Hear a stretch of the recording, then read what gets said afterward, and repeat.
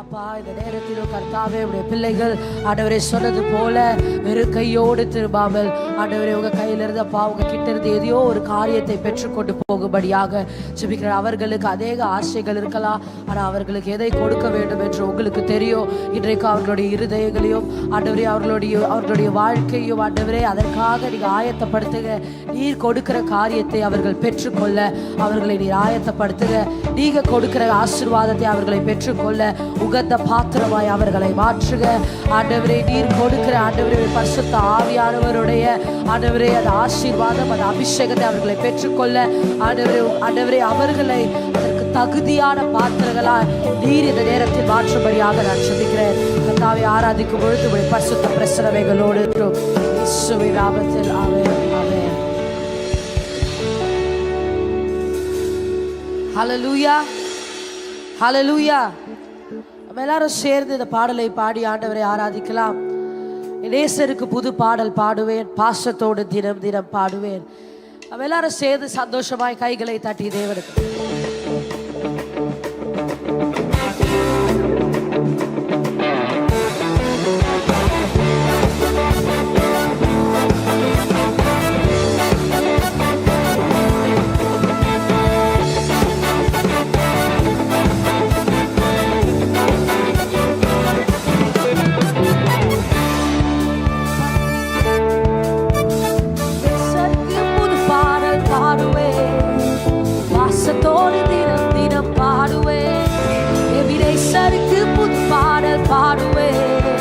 பாசத்தோடு தினம் தினம் பாடுவேன்.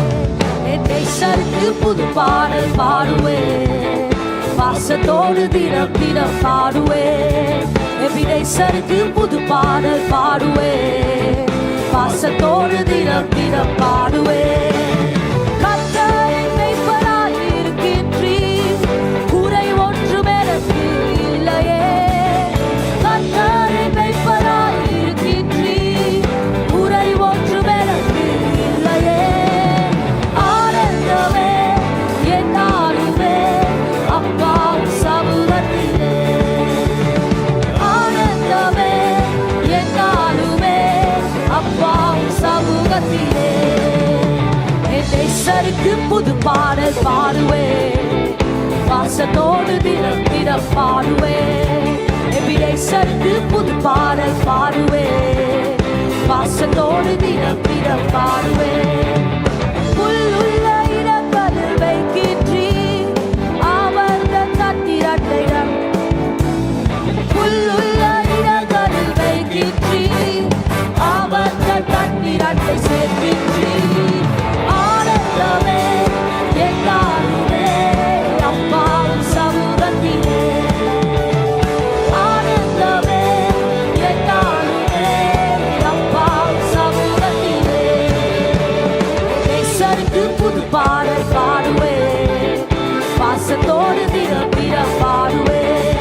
என் நேசருக்கு புது பாடல் பாடுவேன், பாசத்தோடு தினம் தினம் பாடுவேன். புது உயிர் தினமும் தருகின்றீர், ஆத்மாவை தேற்றி வருகின்றீர். புது உயிர் தினமும் தருகின்றீர், ஆத்மாவை தேற்றி வருகின்றீர்.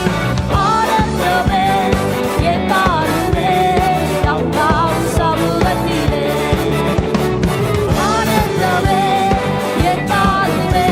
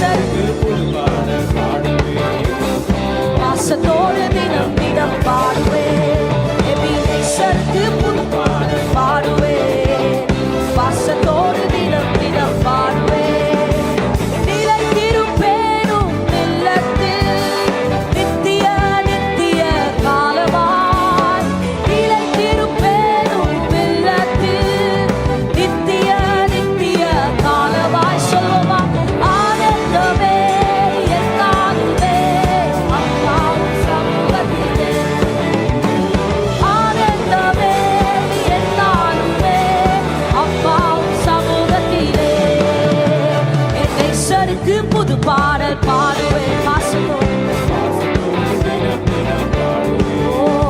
என் நேசருக்கு புது பாடல் பாடுவேன் பாசத்தோடு தினம் தினம் பாடுவேன் இருள் சூழ்ந்த பள்ளத்தாக்கில் நடந்தாலும் பொல்லாப்புக்கு நான் பயப்படேன் சொல்வோமா இருள் சூழ்ந்த பள்ளத்தாக்கில் நடந்தாலும் பொல்லாப்புக்கு நான் பயப்படேன் ஆனந்தமே ஆனந்தமே என்னாலுமே அப்பாவும் சமூகத்திலே ஆனந்தமே என்னாலுமே அப்பாவும் சமூகத்திலே என் நேசருக்கு புது பாடல் பாடுவேன் பாசத்தோடு தினம் தினம் பாடுவேன் நேசருக்கு புது பாடல் பாடுவேன் பாசத்தோடு தினம் தினம் சொல்லுமா என் நேசருக்கு புது பாடல் பாடுவேன் பாசத்தோடு தினம் தினம் பாடுவேன் நேசருக்கு புது பாடல் பாடுவேன்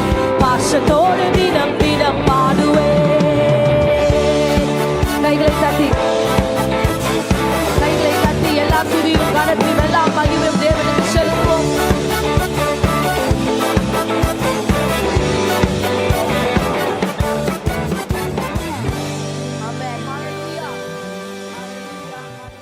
என்னுடைய புகலிடம் நீர்தான் உம்மைத்தான் நான் நம்பி இருக்கிறேன்ப்பா உம்மையே நான் நம்பி இருக்கிறேன் உம்மையே நான் நம்பி இருக்கிறேன்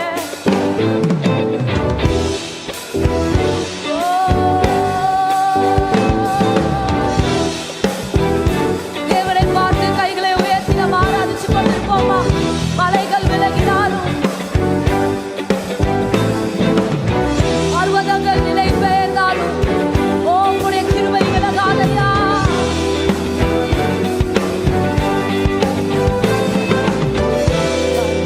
விலகினாலும் பர்வதங்கள் நிலை பெயர்ந்தாலும் கிருபை விலகாது சமாதானம் நிலை பெயராது மலைகள் விலகினாலும் பர்வதங்கள் நிலை பெயர்ந்தாலும் கிருபை விலகாது சமாதானம் நிலை பெயராது மலைகள் விலகினாலும்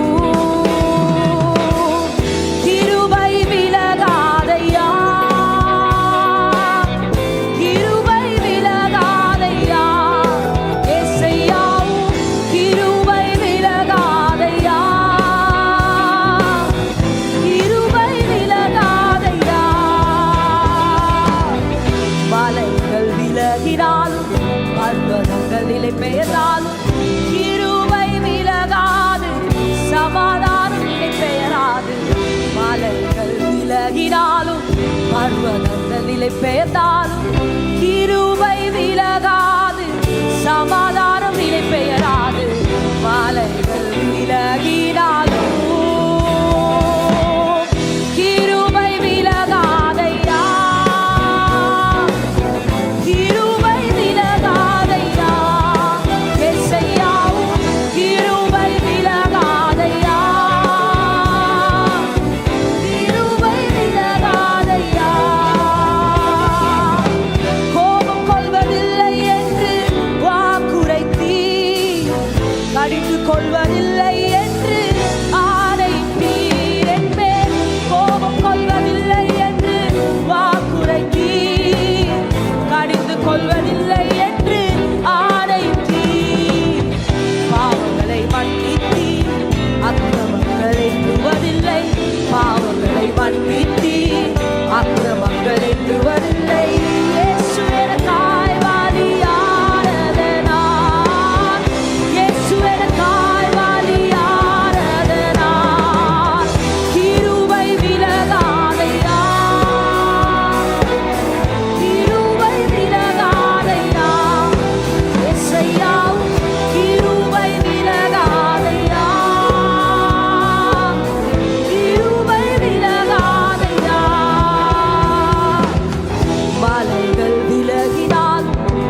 பர்வதங்கள் நீர் பெயர்ந்தால் கிருபை விலகாது, சமாதானம் நிலை பெயராது.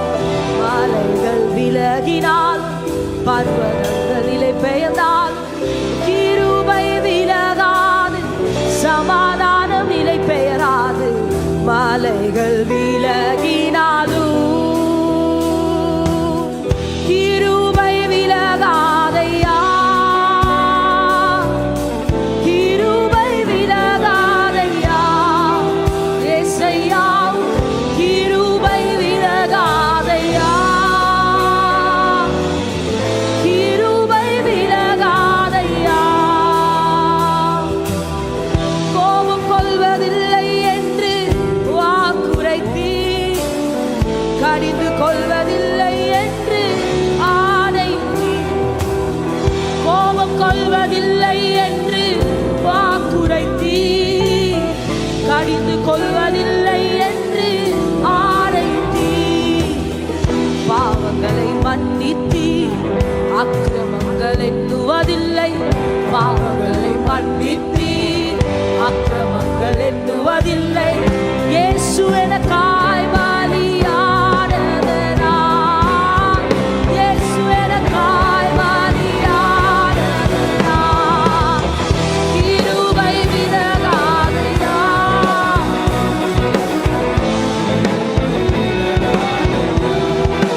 இயேசையா கிருபை விலகாதையா, கிருபை விலகாதையா. நீதியினால் நான் ஸ்திரப்படுவேன், கொடுமைக்கு நான் தூரமாவேன். நீதியினால் நான் ஸ்திரப்படுவேன், கொடுமைக்கு நான் தூரமாவேன். பயமில்லாதிருப்பேன், திகிலுக்கு தூரமாவேன். பயமில்லாதிருப்பேன், திகிலுக்கு தூரமாவேன். எதுவும் என்னை அணுகுவதில்லை, எதுவும் என்னை அணுகுவதில்லை. கிருபை விலகாதையா,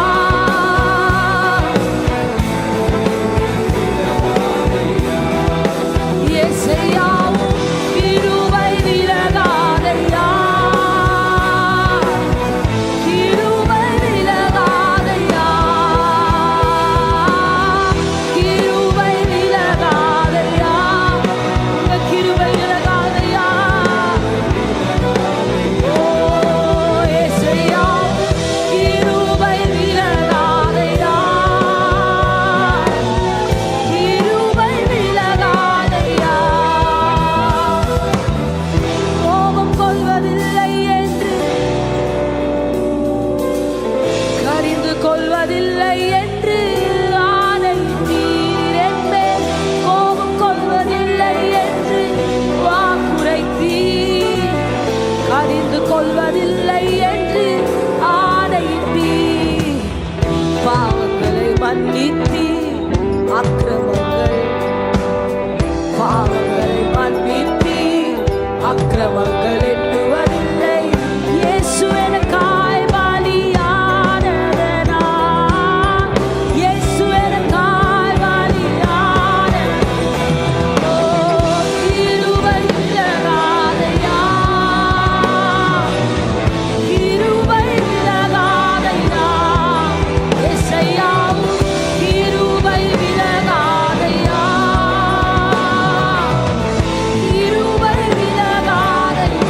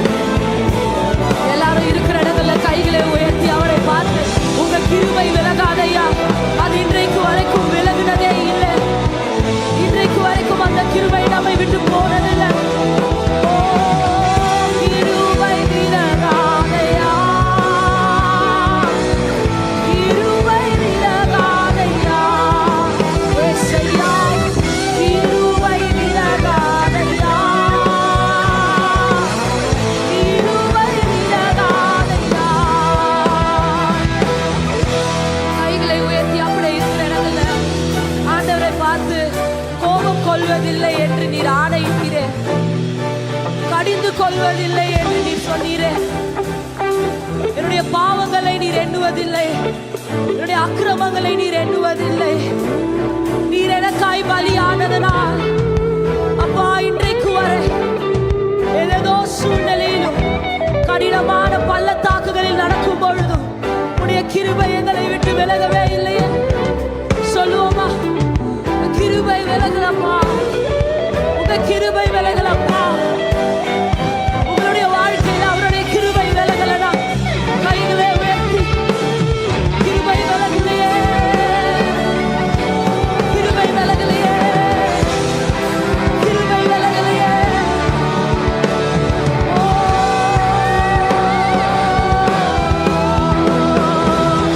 கிருபை விலகாதையா,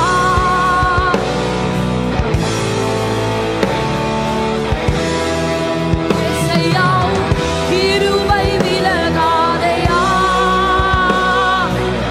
கிருபை விலகாதையா. சொல்லுங்க, ஓ கிருபை விலகாதையா, கிருபை விலகாதையா, கிருபை விலகாதையா.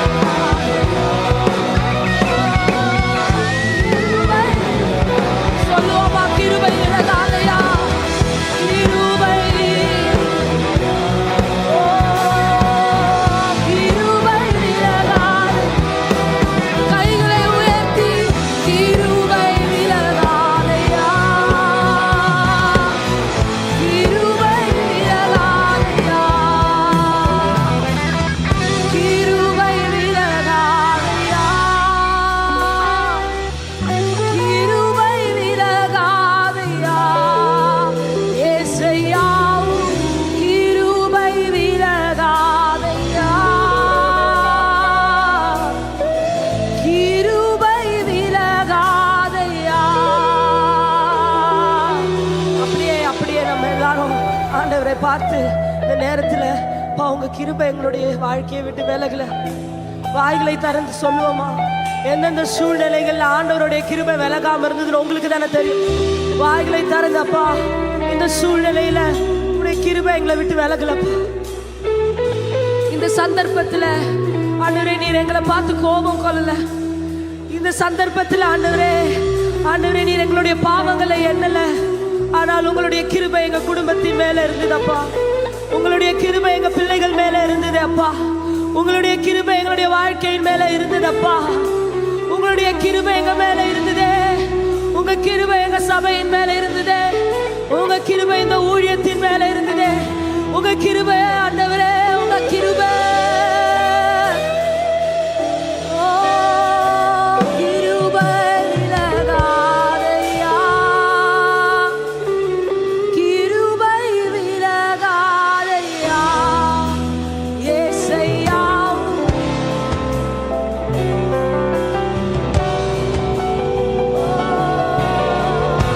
கிருபை விலகா. சொல்லுவோமா அவரை பார்த்து, கிருபை விலகாதையா,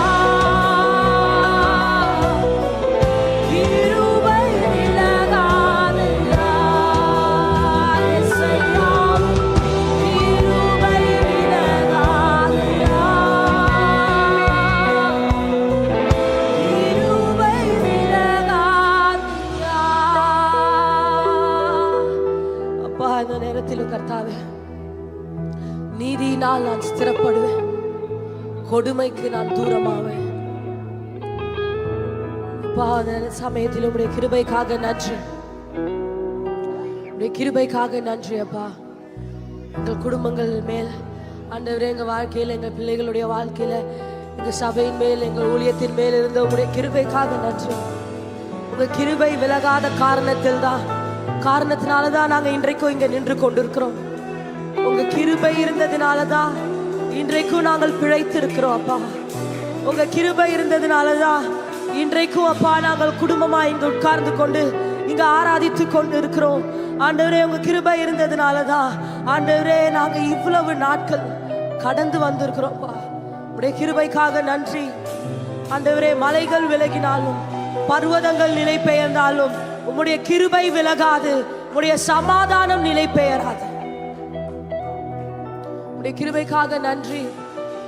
உடைய விலகாத இந்த கிருபைக்காக நன்றி. தொடர்ந்து அப்பா இந்த கிருபையை நாங்கள் பிடித்துக்கொள்ள எங்களுக்கு உதவி செய்யுங்க. இந்த கிருபையை நாங்கள் பற்றிக்கொள்ள எங்களுக்கு உதவி செய்யுங்க. ஆண்டவரே, உடைய பிரசன்னத்திற்காக நன்றி அப்பா. உடைய பிள்ளைகளை நீங்க ஆசீர்வதிங்க. அவர்களுடைய இருதயங்களை நீங்க பார்க்கிறீங்க. அவர்களுடைய யோசனையை நீங்க அறிந்திருக்கிறீங்க. உடைய கிருபை அவர்களுக்கு எவ்வளவு தேவை என்பதை நீங்கள் அறிந்திருக்கிறீர்கள். உடைய கிருபையும் ஆண்டவரே உம்முடைய அன்பையும் நீர் பொழிந்து உடைய பிள்ளைகளை நீங்க ஆசீர்வதிங்கப்பா. இந்த நேரத்திலையும் உடைய பிரசன்னத்திற்காக உடைய பரிசுத்த ஆவியானவரை நடத்துவதற்காக நன்றி. ஆமென், ஆமென். நேற்றைய தினத்திலே நாம் படித்தோம், ஒரு உண்மையான மகன் ஆனால் உரிமை பாராட்ட தெரியாத ஒரு மகன் என்று. நாம் அந்த லூக்கா 15 அதிகாரத்தில் இருக்கிற மூத்த மகனை குறித்து நாம் படித்தோம். அவன் ஒரு உண்மையான மகன், ஆனால் அவனுக்கு உரிமை பாராட்ட தெரியவில்லை. ஆண்டவருடைய ஆசீர்வாதங்களை, அவருடைய வாக்குத்தத்தங்களை எல்லாம் நாம் எப்படி உரிமை பாராட்ட வேண்டும் என்று நேற்றைய தினத்திலே நாம் சிந்தித்து கொண்டிருந்தோம். நான் மறுபடியும் சொல்லுகிறேன், கர்த்தருடைய வாக்குத்தத்தங்களை நாம் உரிமை பாராட்ட வேண்டும். அல்லேலூயா. வாக்குத்தத்தங்களை எல்லாம் உரிமை பாராட்டுகிற ஒரு மனிதராக நாம் இருக்க வேண்டும். இன்றைக்கு நான் இன்னொரு பகுதியை உங்களோடு பகிர்ந்து கொள்ளலாம் என்று நான் சிந்தித்து அதற்காக ஜெபித்து கொண்டிருந்தேன். 42ஆம் அதிகாரம் ஆதியாகமம் 16வது வசனம் இப்படி சொல்லுகிறது. ஆதியாகமம் 42:16. இதனாலே நீங்கள் சோதிக்கப்படுவீர்கள். உங்கள் சகோதரனை அழைத்து வரும்படி உங்களில் ஒருவனை அனுப்புங்கள். உங்களிடத்தில் உண்மை உண்டோ இல்லையோ என்று உங்கள் வார்த்தைகள் சோதிக்கப்படும் அளவும் நீங்கள் காவலில் இருக்க வேண்டும். இல்லாவிட்டால் நீங்கள் வேவுகாரர் தான் என்று பார்வோனின் ஜீவனை கொண்டு ஆணையிட்டு சொல்லுகிறேன் என்று சொல்லி அவள் எல்லாரையும் 3 நாள் காவலிலே வைத்தார்.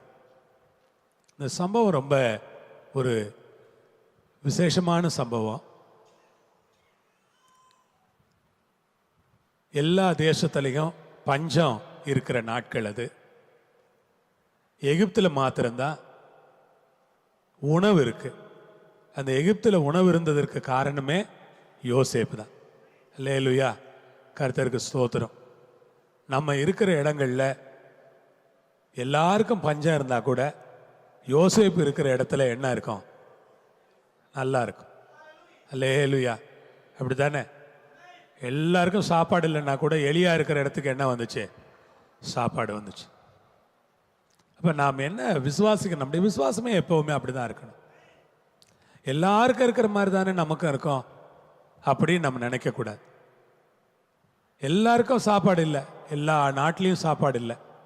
ஆனா யோசேப்பு இருக்கிற ஊர்ல நல்ல சாப்பாடு இருக்கு, நல்ல சூழ்நிலை இருக்கு, அவர் நல்லா இருக்கிறார். கர்த்தருக்கு ஸ்தோத்திரம். அதே மாதிரி தேசமெல்லாம் பஞ்சத்தில் இருக்கு, எளியாவுக்கு சாப்பாடு கிடைக்குது. ஆண்டவருக்கு நன்றி, ஸ்தோத்திரம். நான் சின்ன பையனா இருக்கும்போது கன்வென்ஷன் கூட்டங்களுக்கு நிறைய போயிருக்கிறேன். இப்போ அந்த மாதிரி கன்வென்ஷன் கூட்டங்கள் எல்லாம் நடத்துறது இல்லை, நடத்தவும் முடியாது. அப்பெல்லாம் 3 நாள் அங்கேயே தங்கி, சிலர்லாம் அங்கேயே தங்கி இருப்பாங்க கன்வென்ஷன் கூட்டங்களில். அந்த மாதிரி கூட்டங்கள் எல்லாம் நான் தங்கி இருக்கிறேன். அப்போ 1 கிலோ அரிசி விலை 5 ரூபா, 1 கிலோ அரிசி 5 ரூபா. அப்போ பாஸ்டர் ஒரு நாள் பிரசங்கம் பண்றார், 50 ரூபா வித்தா கூட கடவுள் நம்மளை போஷிப்பார், நீங்க கவலைப்படாதீங்க அப்படின்னு. அந்த பாஸ்டர் இப்ப இல்லை. ஆனா இப்ப என்ன விலைன்னு எனக்கு தெரியல. 50 ரூபாயா? அதுக்கு மேலேயே போயிருச்சு போல. அது வீட்டில் எல்லாம் ஜாமான் வாங்குறாங்க, நம்ம அதை என்ன விலை விற்குதுன்னு போய் கடையில் கொஞ்சம் வாங்கி பார்க்கறது இல்லை, அதனால விலை தெரிய மாட்டேங்க. அப்போ 50-60 ரூபாய் இப்போ அரிசி விலை விற்குது. ஆனாலும் ஆண்டவர் நம்மளை என்ன பண்ணிக்கிட்டு தான் இருக்கிறாரு? போஷித்து கொண்டு தான் இருக்கிறார். அல்லேலூயா சொல்லுங்க, அல்லேலூயா. இப்போ நாம் என்ன நம்பணும்னா, கடவுள் வந்து நம்ம கூடயே இருக்கிறார்.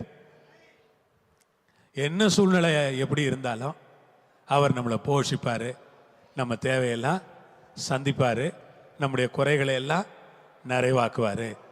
ஆமென், பிரைஸ் தி லார்ட். அப்படி ஒரு விசுவாசம் நமக்கு இருக்கணும். அந்த மாதிரி ஒரு விசுவாச வாழ்க்கை வாழணும். அதுக்கு ஏற்ற மாதிரி கடுமையாக முயற்சி எடுக்கணும், கடுமையாக உழைக்கணும், இரவும் பகலுமா பிரயாசப்படணும். அதெல்லாம் ரொம்ப முக்கியமாக இருக்குது. அதெல்லாம் உங்களுக்கு தெரியும். நீங்கள் அதெல்லாம் செய்யுங்க. இந்த இடத்துல எகிப்தில் தான் தானியம் இருக்குங்கிறதுனால அந்த தானியத்தை வாங்கிட்டு வந்தால் தானே சாப்பிட முடியும். யாக்கோபு என்ன பண்ணுறாரு? 11 பிள்ளைகளே என்ன செய்கிறாரு? அனுப்புகிறார். 10 பிள்ளைகளை 11 பிள்ளைகள் எல்லா சகோதரர்களும் போகிறாங்க. ஏன் அத்தனை பேரை அனுப்புகிறார்? ஒரு 2 பேரை அனுப்பியிருக்கலாம்ல. அப்போ இப்படி நடந்திருக்கோன்னு நான் நினைக்கிறேன். ஒருத்தருக்கு இவ்வளோதான் கொடுப்போன்ற ஒரு அளவு இருந்திருக்கும். எகிப்தில் என்ன அளவு வச்சுருந்துருப்பாங்க? ஒருத்தர் வந்தால் எவ்வளோ கொடுப்போம், இவ்வளவு தானியம்தான் கொடுப்போம். ஒருத்தருக்கே நிறைய கொடுத்துட்டு அப்புறமா அவன் கொண்டு போய் வச்சுக்குவானே. அவங்க ஒரு எல்லாரும் உயிர் பழைக்கணும். ஆக ஒருத்தருக்கு இந்த அளவு தான் கொடுப்போம், அதுக்கு மேலே தரமாட்டோன்னு சொல்லியிருந்திருப்பாங்க. அதனால் யாக்கோபு ரொம்ப கெட்டிக்காரர் இல்லையா? யாக்கோபு உண்மையிலேயே ரொம்ப கெட்டிக்காரர். சாதாரணமான ஆளே கிடையாது யாக்கோபு. யாக்கோபு ரொம்ப பெரிய திறமைசாலி, மகா பெரிய புத்திசாலி, மிகப்பெரிய ஒரு திறமைசாலி, கடினமான உழைப்பாளி. இதெல்லாம் ஒரு மனுஷங்கிட்டே இருந்தால் அவன் எவ்வளவு பெரிய ஆளாக இருப்பான் பாருங்க. புத்திசாலித்தனம் இருக்கு, திறமைசாலியாக இருக்கிறாரு, உழைப்பாளியாக இருக்கிறாரு. இதெல்லாம் ஒரு மனுஷங்கிட்ட எங்கே இருக்கு? சிலருக்கு அறிவு இருக்கு, உழைக்காதுங்க. சிலது என்ன இருக்கும்? உட்கார்ந்து பேச சொன்னால் அறிவு அறிவு அறிவு அப்படியே வாயிலிருந்து அறிவாக தான் கொட்டும். ஆனால் உழைக்க சொன்னால் ஐயோ நம்மளால் அதெல்லாம் முடியாது பாஸ்டர், நமக்கு அதெல்லாம் கஷ்டம் அப்படிம்பாங்க. ஆனால் யாக்கோபு அப்படி இல்லை. அறிவாளி, புத்திசாலி, ஞானம் உள்ள மனுஷன், பயங்கர உழைப்பாளி. அப்படி உழைக்கிற மனுஷன் கொஞ்சம் கூட தயங்கிறதே இல்லை. ஏன்னா அவங்க குடும்பத்துக்கே அந்த பழக்கம்தான். அவங்க பாட்டு என்ன செஞ்சுக்கிட்டு இருப்பாங்க? உழைச்சிக்கிட்டே இருப்பாங்க. கர்த்தருக்கு ஸ்தோத்திரம். சில ஆளுங்களை பார்த்துருக்கீங்களா? எப்போ பார்த்தாலும் உழைச்சிக்கிட்டே இருப்பாங்க, வேலை செஞ்சுக்கிட்டே இருப்பாங்க. சில ஆளுங்களுக்கு வேலை செய்யறதே பிடிக்காது. சில ஆளுங்க வேலை செஞ்சுக்கிட்டே இருப்பாங்க. சில ஆளுங்க பேசிக்கிட்டே இருப்பாங்க. பார்த்துருக்கீங்களா? சில பிரசங்கியார்களை கூட நான் பார்த்துருக்கிறேன், பேசிக்கிட்டே இருப்பாங்க. நீங்கள் கன்னியாகுமரிக்கு போயிட்டீங்கன்னா எல்லாம் கொஞ்சம் கொஞ்சம் லூஸ் மாதிரி பேசுவாங்க. எனக்கே ஒரு மாதிரி இருக்கும். ஏன்னா கோச்சுக்காதீங்க என் மேலே. என்னடா இது, ஒரு சப்ஜெக்டுமே இருக்காது, பிரசங்கியார் 2 மணி நேரமாக அடிச்சுக்கிட்டு இருப்பார். என்னையா இந்த ஆளுகளுக்கு ஏதாவது, அதாவது எனக்கும் என்னையும் கூப்பிட்டுருக்காங்க. கன்னியாகுமரிக்கு நானும் போயிருக்கோம், பயத்தோடு போயிருக்கேன். யாராவது கன்னியாகுமரிக்காரங்க என் மேலே ஏதாவது கோவம் வச்சிடாதீங்க. நான் எதுக்கு சொல்ல வந்தேன்னா, அப்படி பேசிக்கிட்டே இருப்பாங்க. எனக்கா ஒரு மாதிரி பிரமிப்பாக இருக்கும். இது என்னையா இது, எப்படி பேச முடியுது? என்னையும் கூப்பிட்டு மேடையில் விட்டு சொல்லுவாங்க 2 மணி நேரம் பிரசங்கம் பண்ணணும் அப்படிம்பாங்க. ஒரு முறை சாமி சுந்தரா தான் சொன்னார். அவரையும் அப்படி தான் கூப்பிட்டு மேடையில் விட்டு 2 மணி நேரம் பிரசங்கம் பண்ண சொன்னாங்களாம். அவர் சொன்னார், நான் உங்கள்கிட்ட 1 மணி நேரம் பேசுகிறது தான் அங்கே பேசினேன், நான் ஒன்றும் பண்ணல, கொஞ்சம் இழுத்தேன், அவ்வளோதான் அப்படின்னாரு. உங்களுக்கு புரியுதா நான் என்ன சொல்கிறாரு? அவர் என்ன சொன்னாருன்னு உங்களால் விளங்கிக்க முடியுதா? எத்தனை பேர் இதை விளங்கிக்கிட்டீங்க? நான் ஒன்றும் பண்ணலை, 2 மணி நேரம் பேச சொன்னாங்க, நான் என்ன செய்யறது? எனக்கு 1 மணி நேரம் பேசுறது தான் என்னுடைய பழக்கம். இப்போ என்ன சொல்கிறாங்க? 2 மணி நேரம் பேசுங்கன்னாங்க. நான் கொஞ்சம் என்ன பண்ணேன்? அது நமக்கு சொல்லியா கொடுக்கணும்? சொல்லுவாங்க, கொஞ்சம் சாப்பாடு லேட் ஆகிட்டு கொஞ்சம் கொஞ்சம் நடத்துங்க அப்படிம்பாங்க. பிரசங்கியார் இழுப்பார் பாருங்க, ஒரு புது கதை ஆரம்பிப்பார் பிரசங்கியார். இது புது கதையாக இருக்க, நல்லா இருக்கு அப்படின்னு நம்மளை ரொம்ப சுவாரஸ்யமாக கேட்டுக்கிட்டு இருப்போம். ஆக்சுவலாக அவர் அந்த கதையை சொல்லணும்னு நினச்சிக்கிட்டே வரல. அவர் எதுக்கு வந்தார்? கொஞ்சம் சாப்பாடு லேட் ஆகுதுங்க, இப்போ பண்ணுங்க கொஞ்சம் நேரம் அப்படின்ட்டு அங்கேருந்து ஒரு கையை காட்டுவாங்க. நல்ல வேளை எனக்கு அந்த மாதிரி சோதனைகள்லாம் வரல. வந்தால் எனக்கு என்ன இழுக்கிறதுனே தெரியாது. அவ்வளோ நான் ஆயத்தம் பண்ணிட்டு வந்துருக்கிறத பேசிட்டேன்னா முடிஞ்சிருச்சு, அவ்வளோதான். அது பிறகு இழுனா நான் என்னத்து போய் இழுக்கிறது? அது மாதிரி கன்னியாகுமரிக்கு போயிட்டு நானும் படாத பாடுபட்டிருக்கேன். எப்போ காலையில் 2 மணி நேரம் பேசி, சாயங்காலம் 2 மணி நேரம் பேசி, 3 நாள் இப்படி தொடர்ந்து பேசி மூச்சு முட்டிக்கிட்டு வந்துருச்சு எனக்கு. ட்ரெயினில் ஏறி படுத்த பிறகு தான் நிம்மதியாச்சு. அப்பா சாமி விட்டாங்களே நம்மளை. ரொம்ப சில ஆட்கள் அந்த மாதிரி ஒவ்வொரு ஊர்களில் ஒரு பழக்கம். இப்போ எப்படி இவங்களால மட்டும் இது முடியுது? அதான் சொல்கிறேன் இல்லை, சில ஊர்கள் போனீங்கன்னா சப்ஜெக்டே இல்லாமல் 1 மணி நேரம் பேசுவாங்க. அப்புறம் தான் இப்போ தான் முகவரை சொல்லியிருக்கேன்னு பிரசங்கியார் சொல்லுவார். 1 மணி நேரம் பேசிட்டு என்ன சொல்லுவார், உங்களுக்கு இப்போ தான் முகவரை சொல்லியிருக்கேன், இனிமேல் பிரசங்கம் ஆரம்பிக்க போகிறேன் அப்படிம்பாரு. அங்கேயும் உட்காந்து கேட்பாங்க, ஜனங்க நல்லா கேட்பாங்க. பாதி தூங்குவாங்க, பாதி கேட்பாங்க, பாதி முழிச்சிருப்பாங்க, பாதி பேர் முழிச்சிருக்க மாட்டாங்க. நானும் பார்த்துருக்கேன்ல, முழிச்சிருக்க மாட்டாங்க. ஆனால் பிரசங்கர் விடாமல் அடித்து தள்ளிட்டே போவார். சரி, கவனிங்க. இங்கே இந்த மனுஷன் ஒரு பெரிய திறமசாலியாக இருந்தார். இவ்வளோ பெரிய திறமசாலியான ஒரு மனுஷன் யாக்கோபு. இந்த அற்புதமான மனுஷனை நினச்சா 11 பிள்ளைங்களையும் அனுப்புகிறார். நீங்கள் எல்லாம் போங்க, எல்லாம் ஆளுக்கு கொஞ்சம் கொஞ்சம் வாங்கிட்டு வாங்க, இல்லைன்னா நம்ம வீட்டுக்கு என்ன செய்யாது, பத்தாது. இஷ்டத்துக்கு பிள்ளைங்க குட்டிங்களோட 70 பேர் உட்கார்ந்துருக்குறாங்க. 70 பேருக்கு எங்கே பத்தம்? 70 பேருக்கு ஒரு வேளைக்கு எவ்வளோ சமைக்கணும் பாருங்க. ஹலோ, நீங்கள் யோசனை பண்ணி பாருங்க. 70 பேருக்கு என்ன பத்தம்? நீங்கள் போங்கப்பா, 11 பேரும் போயிட்டு என்ன பண்ணுங்க, தானியம் வாங்கிட்டு வாங்க. அங்கே போனால் மாட்டிக்கிட்டாங்க. அங்கே யோசேப்பு இருப்பாருன்னு இவங்க நினைக்கல.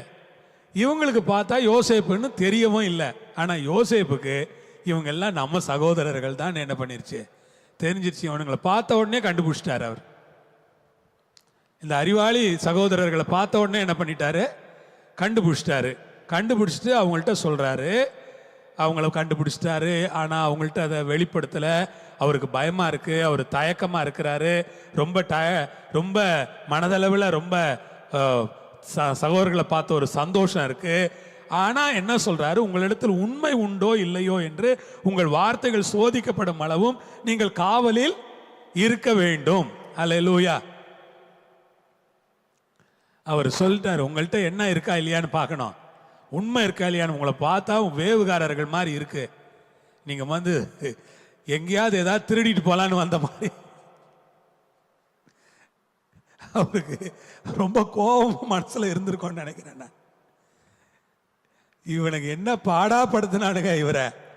அவருக்கு இருந்த கோபத்தை எல்லாம் இப்போ கொஞ்சம் காட்டுறாரு அவர். உங்களை பார்த்தா திருடனுங்க மாதிரி தான் தெரியுது. அவனுங்களுக்கு எப்படி இருந்திருக்கும் பாருங்க. அட பாவி, எங்களை பார்த்தா திருடங்கிற. எங்கள் அப்பா என்ன நேர்மையான உழைப்பாளி, அவருடைய பிள்ளைங்க நாங்கள், எங்களை பார்த்து நீ என்ன சொல்லிட்ட, திருடங்கன்னு சொல்லிட்டியப்பா அப்படின்னு அவனுங்க அப்படியே பயந்து போயிட்டானுங்க. திருடங்கன்னு சொன்ன உடனே அவனுங்களுக்கு அப்படியே ரொம்ப அச்சமாயிருச்சு, ரொம்ப சோர்ந்து போயிட்டாங்க. ஆனால் அவர் சொல்றாரு, உங்கள்கிட்ட உண்மையா இருக்கா இல்லையா. ஏன்னா இவங்க என்ன சொல்றாங்க, அங்கே ஒரு சகோதரன் இருக்கிறான், அவனை விட்டுட்டு வந்திருக்கிறோம், எங்கள் அப்பாவுக்கு வயசாயிருச்சு. இதெல்லாம் சொன்ன உடனே இவர் கண்டுபிடிச்சிட்டாரு, கரெக்டு, நம்மளை தான் அப்பா இழந்துட்டதுனால அப்பா என்ன பண்ண மாட்டேன்ட்டாரு, பெஞ்சமினை இவனுங்களோட அனுப்ப மாட்டேன்னு இருக்கிறார் போல தெரியுது. அதான் இவனுங்க தனியாக 10 பேர் மாட்டிக்கிட்டானுங்க நம்மள்கிட்ட, இருக்கட்டும் மொத்தமாக ஜெயிலில் போடுவோம் அப்படின்னு 3 நாள் போட்டார்.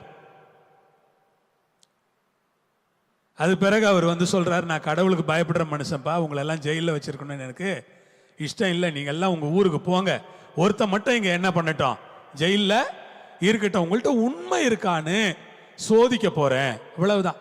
அந்த வார்த்தையை கொஞ்சம் யோசித்து பாருங்க.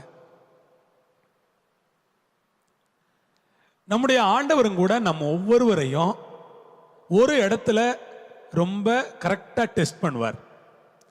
அந்த டெஸ்டிங் எங்க நடக்கும்னா, நம்மள்கிட்ட உண்மை இருக்கா இல்லையா அப்படின்னு ஆண்டவர் டெஸ்ட் பண்ணுவார்.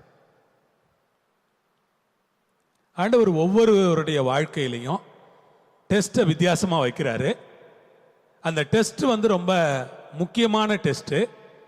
நம்மள்கிட்ட உண்மை இருக்கா இல்லையா, உண்மை இருக்கா இல்லையா அப்படின்னு நம்ம கிட்ட ஒரு டெஸ்ட். கர்த்தருக்கு ஸ்தோத்திரம்.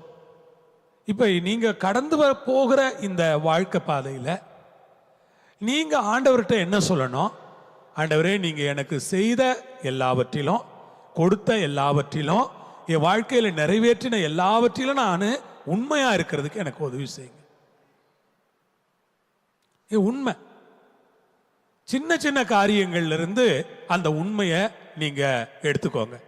அதனாலதான் ஆண்டவர் சொன்னாரு, ஒருவன் கொஞ்சத்துல உண்மையா இருந்தா அவனை நான் அநேகத்தின் மேல என்ன பண்ணுவேன், அதிகாரியா வைப்பேன். கொஞ்சம் ஆண்டவர் கொடுக்கும் போதே உண்மையா இருக்கிறவங்களுக்கு தான் ஆண்டவர் நிறைய செய்கிறார். இந்த உண்மைக்கெல்லாம் ஒரு டெஸ்ட் இருக்கு. இந்த உண்மைகள் எல்லாம் சோதிக்கப்படுகிறது. எந்த ஒரு விஷயமும் சோதிக்கப்பட்டு ஆகணும். கரெக்டா? ஒரு விஷயம் சோதிக்கப்படலை அப்படின்னா அது எப்படி அந்த விஷயத்தை ப்ரூவ் பண்றது? பிள்ளைங்கள்லாம் பரீட்சை எழுதுறாங்க. ஃபெயில் ஆகிறவனும் பரீட்சை எழுதுறான், 100 மார்க் வாங்குறவனையும் பரீட்சை எழுத வைக்கிறாங்க. அப்படின்னா என்ன அர்த்தம்? ஃபெயில் ஆக போறவனே டீச்சருக்கே தெரியும் ஃபெயில் ஆவான், நீ போ நீ ஃபெயிலுன்னு சொல்லிடலாம். 100 மார்க் வாங்க போறவனையும் டீச்சருக்கு தெரியும், நீ 100 மார்க் வாங்கவே எனக்கு சந்தேகம் இல்லை, உனக்கு நான் 100 போடுறேன் அப்படின்னு சொல்லலாம். பட் அப்படி செய்யாம 2 பேருக்கும் சமமா என்ன பண்றாங்க, பரீட்சை வச்சு 2 பேரும் பரீட்சையில என்ன மார்க் வாங்குறாங்களோ அதான் மார்க். அப்ப நீங்களும் நானும் எவ்வளவுதான் சரியான ஆட்களா இருந்தா கூட நமக்கு என்ன உண்டு, ஒரு டெஸ்ட் நம்ம எல்லாருக்குமே உண்டு. உண்மை, உண்மையற்ற தன்மை, இந்த 2ஐயும் வாழ்க்கையில நீங்க பேரலா யோசித்து பாருங்க. உண்மை, உண்மையற்ற தன்மை, இந்த 2ஐயும் உங்க வாழ்க்கையில, உங்களுடைய வாழ்க்கை பாதையில நீங்க எப்பெல்லாம் உண்மையா இருந்திருக்கிறீங்க, எப்பெல்லாம் உங்கள்ட்ட உண்மையற்ற தன்மைகள் வந்திருக்குது, எதுலெல்லாம் நீங்க உண்மையா இருந்திருக்கிறீங்க, எதுலெல்லாம் உண்மையற்ற தன்மைகள் உங்கள்ட்ட இருந்திருக்கு அப்படின்னு இந்த உண்மையற்ற தன்மைகளை கொஞ்சம் கணக்கு எடுத்து பாருங்க. உண்மை, உண்மையற்ற தன்மை, இந்த 2 இருக்கு. இது எல்லா ஏரியாவையும் நீங்க அதுக்குள்ள கொண்டு வாங்க. உங்க ஃபேமிலி லைஃபை கொண்டு வாங்க, அதுக்குள்ள உங்களுடைய ஹஸ்பண்ட் அண்ட் ஒய்ஃப் ரிலேஷன்ஷிப்பை கொண்டு வாங்க, அதுக்குள்ளார உங்களுடைய உறவினர்களோட உள்ள உறவை கொண்டு வாங்க, அதுக்குள்ளார சபையில உள்ள உறவை கொண்டு வாங்க, அதுக்குள்ளார ஆண்டவரோடு உள்ள உறவை கொண்டு வாங்க. எல்லாத்தையும் ஒன்று சேர்த்து கனெக்ட் பண்ணி உண்மை, உண்மையற்ற தன்மைகள், இந்த 2ஐயும் நீங்க பிரிச்சுக்கங்க.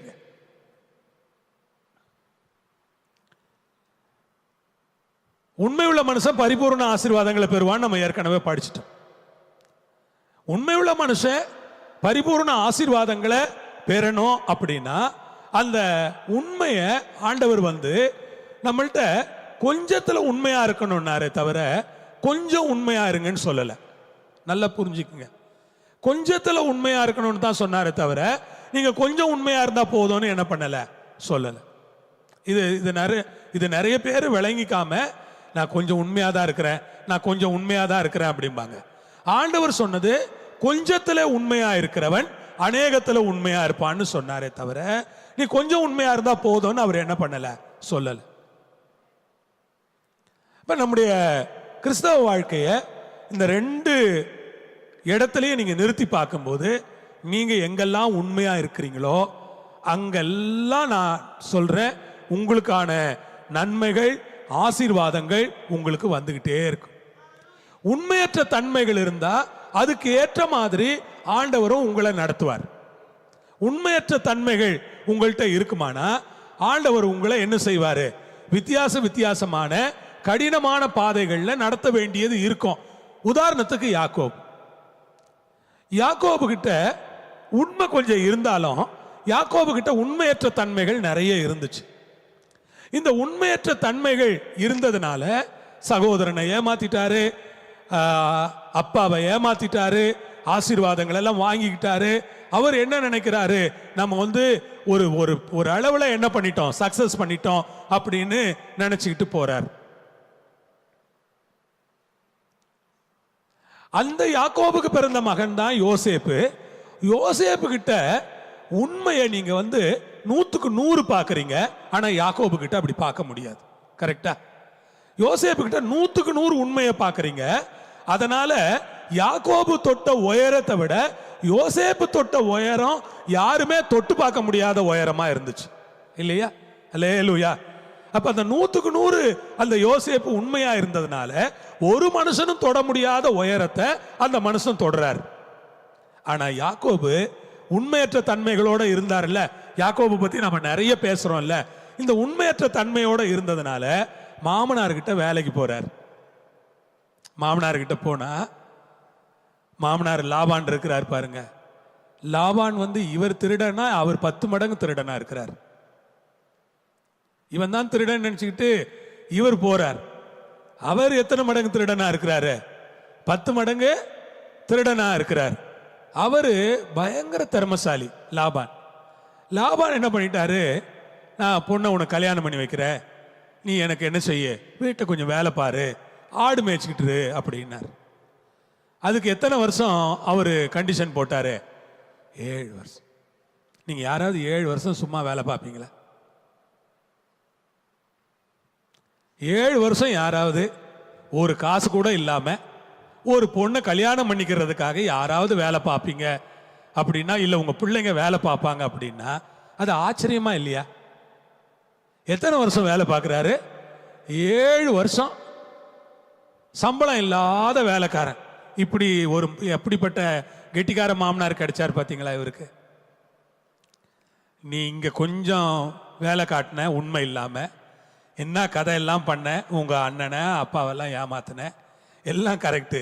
இப்போ அங்கே போயிட்டு என்ன பண்ணிக்கிட்டு இருக்கான்? டெய்லி ஆடு மேய்ச்சிட்டு வீட்டுக்கு வர்றான். மாமனார் என்ன பண்ணுறார்? சோறு தின்ட்டு அந்த வீட்டில் போய் படுப்போ. அவுட்டோரா வெளியே ஒரு வீடு இருக்குது, அதில் போய் என்ன பண்ணு? ஆமாம், அவுட் ஹவுஸ் தான் பாருங்க. நிறைய அனுபவங்கள் இருக்குது நிறைய பேர். அதை போய் படுத்துக்கப்பா அப்படிங்கிறார். அவன் போயிட்டு அங்கே படுக்க வேண்டி. அடுத்த நாள் இது மாதிரி 7 வருஷம் முடிஞ்சிட்டு கல்யாணம் நம்ம ஒரு மாதிரி ராத்திரி கல்யாணமாக இருந்திருக்கோம்னு நினைக்கிறேன். வெளியே இந்த மாதிரி டியூப்லைட் ஒன்றும் இருந்திருக்காது. கர்த்தருக்கு ஸ்தோத்திரம். அதனால கல்யாணம் பண்ணி எல்லாம் முக்காடு போட்டு தானே அனுப்புவான். அந்த காலத்தில் முக்காடு போட்டு அனுப்புனா பாருங்க, இவனுக்கு ஆட்டை தான் பார்த்தானே தவிர இந்த பொண்ணுங்களை நல்லா பார்க்கல போல. இவன் டெய்லி ஆடு தான் பார்த்து பழக்கமே தவிர இவனுங்களுக்கு இந்த பொண்ணை பார்த்து பழக்கமே இல்லை போல. அதனால இவனுக்கு ஒன்றும் தெரியல. மாமனார் கல்யாணம் பண்ணி அனுப்பின உடனே அந்த பிள்ளைய கூட்டிகிட்டு போயிட்டான். காலையில் பார்க்குறா, என்னப்பா இது, நம்ம ரூமில் லேயால் இருக்கு, ராகேல காணும். மாமனார்ட்ட வந்து கேட்குறா, இது என்ன, இது இப்படி பண்ணிட்டீங்க, இது எவ்வளோ பெரிய ஏமாத்து வேலை, நீங்கள் யோசிச்சு பாருங்க. நான் எதுக்கு சொல்ல வரேன்னா, நம்ம உண்மை இல்லாமல் இருந்தால் இப்படியெல்லாம் நம்ம வாழ்க்கையில் தேவையில்லாத சிக்கலை தான் நம்ம சந்திக்கணும். நிறைய சிக்கல்களுக்கு காரணம் நம்ம நினைக்கிறோம் அவன் காரணம் இவன் காரணம் எல்லாம் ஒரு காரணமாக இருந்தால் கூட நம்மளும் ஒரு பெரிய காரணமாக மாறிடுறோம். அவனுக்கு நம்பவே முடியல. 7 வருஷமா வேலை செஞ்சு ராகேல கல்யாணம் பண்ணிக்கலான்னு நினைச்சா, மாமனார் யாரை கல்யாணம் பண்ணி வச்சிருக்கிறாரு? இல்லை, ஆண்டவர் பாடம் கற்றுக் கொடுக்குறாரு. உனக்கு ரொம்ப அழகான பொண்ணு தான் வேணுமோ, கட்டிக்க இவளை போ. ஒரு தலையே சுத்திக்கிட்டு வருது பாருங்க. அந்த காலத்திலேயே யாக்கோபு எப்படி எல்லாம் ஏமாத்து வேலை பண்ணியிருக்கிறார் பாருங்க, கல்யாணத்துல இருந்து எல்லா விஷயத்திலையும். அப்புறம் மாமனார் சொல்றாரு, இது ஒன்றும் ஒரு பெரிய பிரச்சனை இல்லைப்பா, இன்னொரு 7 வருஷம் என்ன பண்ணு, ஆடு மேய்ச்சிட்டு வா, இவளையும் கூட உனக்கு என்ன பண்றேன் நான். இந்த மாதிரி ஒரு மருமகன் கிடைக்கிறதுக்கு கஷ்டம் இந்த காலத்துல இல்லை, அது அந்த காலம். இந்த காலத்துல எல்லாம் அப்படியெல்லாம் கிடையாது. இந்த மாதிரி ஒரு மருமகன் கிடைக்கிறது கஷ்டம். நீ இன்னொரு 7 வருஷம் என்ன செய்ய, ஆடுமை, இவளையும் என்ன பண்ற, உனக்கே கட்டி கொடுக்குறேன், உன்ன மாதிரி ஆள் கிடைக்கிறதுக்கு நான் கொடுத்து வைக்கணும்ப்பா அப்படின்னு நினைச்சிட்டு அவர் என்ன பண்ணாரு, அடுத்த 7 வருஷம் அவனும் அசராம அடுத்த 7 வருஷம் ஆடு மேய்க்கிறாங்க. 14 வருஷம் ஏமாந்தானா? இதெல்லாம் தேவையா இவனுக்கு? முதல்ல அண்ணனை ஏமாத்தாம இருந்திருந்தா, அப்பாவை ஏமாத்தி ஆசீர்வாதம் வாங்காம இருந்திருந்தா. அப்போ நம்ம உண்மையற்ற தன்மைகள் நம்மள்கிட்ட இருந்தா நாம நிறைய நம்முடைய வாழ்க்கையிலே உண்மையற்ற மனிதர்களோடு போராட வேண்டியதாக இருக்கிறது.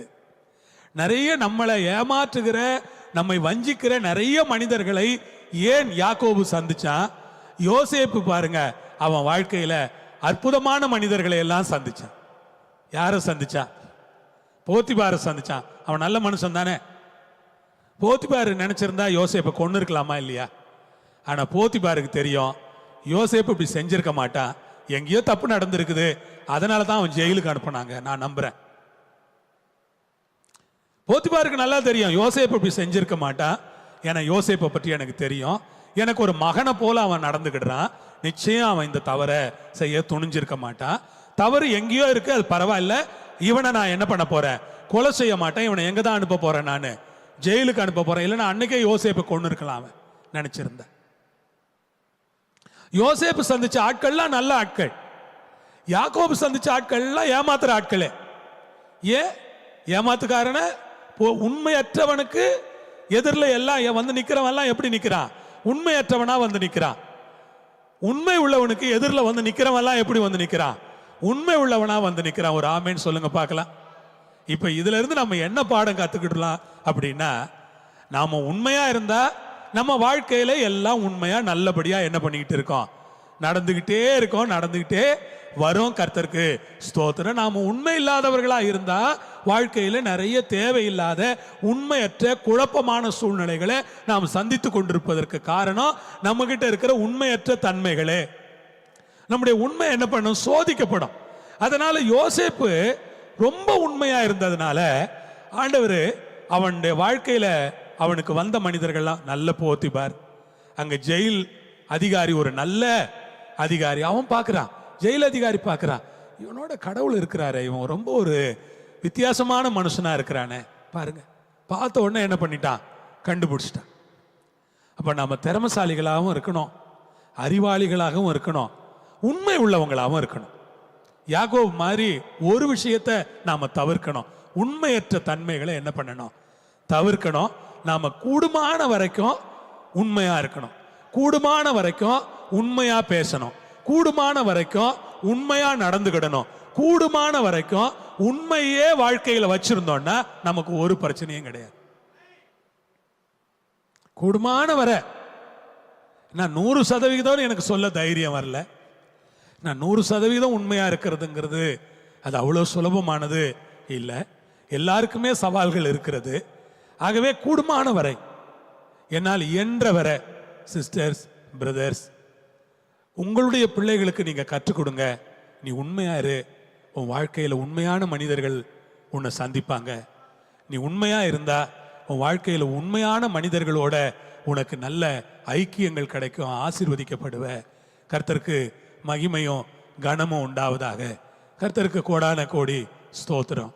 நான் இந்த ஊழியத்தை கூட திரும்பி பார்க்கிற வேளையில, நான் ஊழியத்தில் கடந்த 31 வருடங்களாக இங்க ஊழியத்தில் நான் இருக்கிறேன். ஆண்டவர் எனக்கு ரொம்ப நல்லவரும் கிருபை உள்ளவருமாய் இருந்து ஊழியத்தில் ஏறக்குறைய எல்லா விசுவாசிகளையும் நல்ல உண்மையுள்ள விசுவாசிகளாக கொடுத்தார். அதற்காக ஆண்டவருக்கு நன்றி செலுத்துகிறேன். 31 வருடமாக நான் ஊழியம் செய்கிறேன். சபையில ஒரு சில விஷயங்களை தவிர்த்து நான் பார்க்கிறேன். நிறைய உண்மை உள்ள ஆட்கள், நிறைய உண்மை உள்ள மனிதர்கள், நிறைய உண்மை உள்ள சகோதரிகள், நிறைய உண்மையான சகோதரர்கள், நிறைய உண்மையாய் நேசித்து உண்மையாய் ஊழியத்தை தாங்கக்கூடிய, உண்மையாய் ஊழியத்தை நேசிக்கக்கூடிய நிறைய ஆட்களை தேவன் கிருபையாக தந்தார். அது ஒரு பெரிய தேவனுடைய தயவுதான். கர்த்தருக்கு ஸ்தோத்திரம். நிறைய இடங்கள்ல நாம பார்க்கிறோம், நான் அந்த போராட்டத்தை சந்திச்சேன், இந்த போராட்டத்தை சந்திச்சேன், அவ்வளோ பெரிய பிரச்சனைகள், இவ்வளோ பெரிய பிரச்சனைகள் என்று நிறைய போராட்டங்களை குறித்து நாம் கேள்விப்படுறோம். ஆனா உண்மை என்ன தெரியுங்களா? இந்த சபையிலே கர்த்தர் நல்ல உண்மையான ஆட்களை தேவன் நிறைய கொடுத்தார். அல்லேலூயா. இன்னும் கொடுத்து கொண்டே இருக்கிறார். அதற்காக நான் கர்த்தரை நன்றியோடு கூட ஸ்தோத்தரிக்கிறேன். நிறைய உண்மையான ஆட்கள், எவ்வளவோ பேரை சொல்லலாம், எவ்வளவோ பண விஷயங்களிலே உண்மையான மனிதர்கள், என்னோடு கூட இருந்து சபையினுடைய காரியங்களை கவனித்த, பண விஷயத்தில் மிக நேர்மையான ஆட்கள் எல்லாம் என்னோடு கூட நிறைய பேர் பிரயாணம் பண்ண ஆண்டவர் கிருபை செய்தார். இன்னும் அப்படியே அவர் செய்வார் என்று நான் விசுவாசிக்கிறேன். இன்னும் உண்மையா இருக்க நான் ஜெபம் பண்ணுகிறேன். நீங்கள் ஒவ்வொருவரும் என்ன ஜெபம் பண்ணணும்? நாங்க இன்னும் உண்மையா இருக்கணும். அல்லேலூயா. நான் திரும்ப ஒரு விசை உங்களுக்கு ஒரே ஒரு காரியத்தை ஞாபகப்படுத்துறேன். நம்ம யாரும் வாழ்க்கையில ஒருபோதும் நடிக்கக்கூடாது. அங்கதான் உண்மை மறைந்திருக்கிறது. வாழ்க்கையில ஒருபோதும் என்ன செய்யக்கூடாதுன்னா நடிக்கக்கூடாது. ரியலா வாழணும், ரியலா இருக்கணும், ரியலாவே பேசணும். நீங்க அப்படி சபையில் எப்படி இருக்கீங்களோ அப்படியே வீட்டில் இருந்தா, திரும்ப சொல்றேன், சண்டே நான் அதை ஈவினிங் சொன்னேன், நீங்க உண்மையா இருந்தா உங்க பிள்ளைங்க கெட்டு போகவே மாட்டாங்க. அவங்க கெட்டு போக வாய்ப்பே இல்லைங்க. அவங்க கெட்டு போறதுக்கு 1% கூட வாய்ப்பு இல்லை. ஏன் இல்லை தெரியுமா? அவங்க எல்லா கலாட்டா பண்ணுவாங்க, அப்படி பேசுவாங்க, அம்மா நீ ஆச்சு, இன்னும் எல்லா ஊர்ல இருக்கிற அம்மாவை பாரு, அந்த அப்பாவை பாரு, அதெல்லாம் பேசுவாங்க. கடைசியில் என்ன பண்ணுவாங்க தெரியுமா? எங்க அப்பாவை தான் நான் பின்பற்ற போறேன், எங்கள் அம்மாவை தான் நான் பின்பற்ற போகிறேன், என்ன எங்கள் அப்பா மாதிரி எங்கள் அம்மா மாதிரி நான் பார்த்ததே இல்லை அப்படின்னு கடைசியாக அவங்க அதான் கன்ஃபஸ் பண்ணுவாங்க. ஏன் தெரியுமா? நம்ம உண்மையாக இருக்கிறோம். நம்ம பிள்ளைங்க நம்மள்ட்ட ரெண்டு வாழ்க்கையை பார்க்கல. நம்ம பிள்ளைங்க நம்மள்ட்ட ஒரே ஒரு வாழ்க்கையை தான் பார்க்குறாங்க. எங்கள் அப்பா சர்ச்சில் பேசுகிற மாதிரியே வீட்டில் பேசுகிறார். நீங்கள் நம்புறீங்களோ இல்லையோ, நான் சர்ச்சில் பேசுகிற மாதிரி தான் வீட்டில் பேசுவாங்க. சர்ச்சில் ஒரு மாதிரி, வீட்டில் ஒரு மாதிரி, பிரசங்கத்தில் ஒரு மாதிரி, தனிநபர்கள்ட்ட ஒரு மாதிரி எல்லாம் பேசி எனக்கு பழக்கமே கிடையாது. நான் எப்பவுமே இங்கே இருக்கிற மாதிரியே தான் கீழே இறங்கி வந்தாலும் இருப்பேன். கீழே இருக்கிற மாதிரி தான் மேலே ஏறி வந்தாலும் இருப்பேன். மேலே வந்த உடனே என் முகம் மாறுறதும், கீழே வந்த உடனே என் முகம் மாறுறதும் கிடையாது. இங்கே என்ன முகம் இருக்கோ இதே முகத்தை தான் எங்கேயுமே நீங்கள் என்கிட்ட பார்க்கலாம். என் முகத்தை நான் மாற்றினதே கிடையாது. எனக்கு இன்னொரு முகம் கிடையவே கிடையாது. இப்போ நீங்கள் என்ன முகம் பார்க்குறீங்களோ இதே முகம்தான். எனக்கு பிரியமானவர்களே, நான் ஒவ்வொருவருக்கும் சொல்கிறேன், நமக்கு ஒரே முகம்தான் இருக்கணும், ரெண்டு முகம் இருக்கக்கூடாது. ஒரே முகத்தை எல்லா இடத்துலையும் காட்டினா அதுக்கு பேர் தான் உண்மை. அந்த உண்மையான ஆட்களை ஆண்டவர் ஆசீர்வதிப்பார். நான் எங்கே கற்றுக்கிட்டேன் தெரியுங்களா? பாஸ்டர் சாம் சுந்தரத்துக்கிட்ட தான் கற்றுக்கிட்டேன். நீங்கள் அவர் என்ன பிரசங்கம் பண்ணுறாரோ தனிப்பட்ட விதத்தில் அவர்கிட்ட போய் உட்கார்ந்து பேசுனீங்கன்னாலும் அதே மாதிரி சிம்பிளாக எளிமையாக பேசுவார். அவர் ஒரு பெரிய சர்ச் பாஸ்டர் மாதிரி பேசி நான் பார்த்ததே இல்லை அவரை. ஏதோ நம்ம தான் பெரிய ஆள் மாதிரி அவர் பேசிக்கிட்டு இருப்பார். நம்ம நினச்சிக்கோ, நம்ம கிட்ட பாஸ்டர் நம்மள ஒரு பெரிய ஆள் நினச்சிக்கிட்டு பேசுறாரு அப்படின்னு எனக்கெல்லாம் ஒரு மாதிரி ரொம்ப சங்கடமா இருக்கும். பாஸ்டரோட ஊழியத்தில் இருந்த ஒருத்தர் அவருடைய சர்ச்சில் ஒரு 15வது ஆண்டு விழா, அந்த 15th ஆனிவர்சரிக்கு நீங்கள் வாங்க அப்படின்னு என்னை கூப்பிட்டார். அவர் கூப்பிடும்போது ஒரு விஷயத்தை எனக்கு ஞாபகப்படுத்தினார். பாஸ்டர் உங்களுக்கு ஞாபகம் இருக்கா அப்படின்னு கேட்டார். அவர் சாம் சுந்தரம் பாஸ்டர் கூடயே இருந்தார், பாஸ்டருடைய உதவியாளராக இருந்தார். என்ன பிரதர் எனக்கு ஞாபகம் இல்லை அப்படின்னு. சாம் சுந்தரம் உங்கள்கிட்ட நீங்கள் ஒரு முறை அவர்கிட்ட ஜெபம் பண்ண வந்திருந்தீங்க. அவர் சொன்னார்ல உங்களை பார்த்து, நான் சின்ன பையனாக இருக்கும்போது உங்களை மாதிரியே இருந்தேன், பார்க்கறதுக்கு தோற்றம் எல்லாம் உங்களை மாதிரியே இருந்துச்சு அப்படின்னு உங்கள்கிட்ட சொன்னாரே, உங்களுக்கு ஞாபகம் இருக்கா? அவர் யார்ட்டையுமே அப்படி பேசினதில்லை, உங்ககிட்ட ரொம்ப க்ளோஸாக பேசுகிறத நான் பார்த்துருக்குறேன் அப்படின்னார். அப்படியா? எனக்கு அது சரியாக ஞாபகம் இல்லை. ரொம்ப சந்தோஷம் அவர் அப்படி நினச்சார்னா. அந்த பாஸ்டர் அப்படி பேசுனது எனக்கு ஞாபகம் இருந்துச்சு. பாஸ்டருக்கு நான் என்ன பதில் கொடுத்தேன் தெரியுங்களா? பாஸ்டர் தோற்றத்தில் மட்டும் இல்லை, எல்லா விதத்திலையும் நான் உங்களை மாதிரி இருக்கணும்னு தான் ப்ரேயர் பண்ணுறேன். தோற்றம் மாத்திரம் உங்களை மாதிரி இருக்கணும்னு நான் ஆசைப்படலை.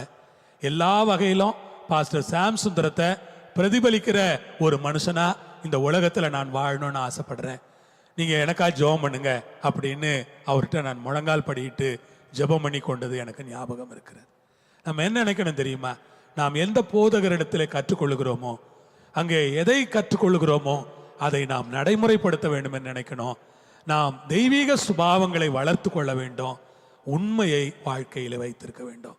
நம்முடைய உண்மை சோதிக்கப்படும் போது நான் கர்த்தர் சொல்லணும், நான் சோதிச்சு பார்த்தா கூட இவன் எப்படி தான் இருக்கான், உண்மையாக தான் இருக்கான்.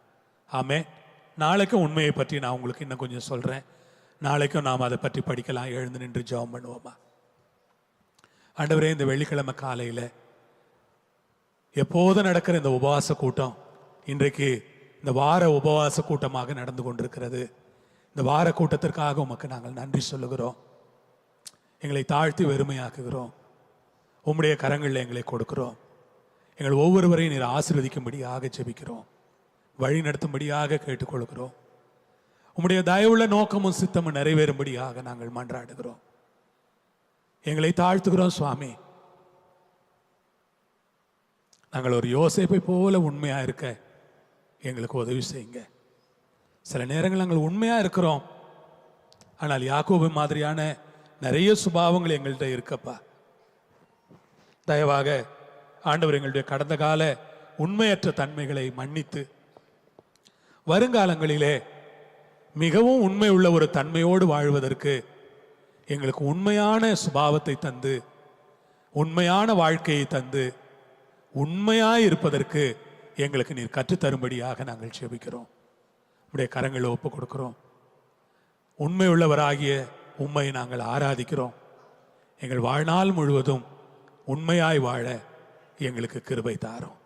துதிகன மகிமை உமக்கு தருகிறோம். இந்த உபவாச நாட்களை கொடுத்ததற்காக நன்றி.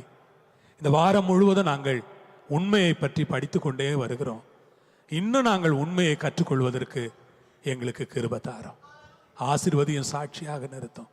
இயேசுவின் மூலமாக வேண்டிக் கொள்கிறோம் பரமபிதாவே, ஆமென். எல்லாரும் சொல்லுவோமா, என் ஆத்மாவே கர்த்தரை ஸ்தோத்திரி, முழுவலுமே பரிசுத்த நாமத்தை ஸ்தோத்திரி. கர்த்தர் செய்த சகல உபகாரங்களையும் மறவாதே. ஆமென், ஆமென். கர்த்தராகிய இயேசுவின் கிருபை, பிதாவாகிய தேவனுடைய அன்பு, பரிசுத்த ஆவியானவருடைய ஐக்கியம் நம் அனைவரோடும் எல்லா பரிசுத்தவான்களோடும் இயேசு வருகமட்டிருந்து நடத்துவதாக. ஆமென். அல்லேலூயா.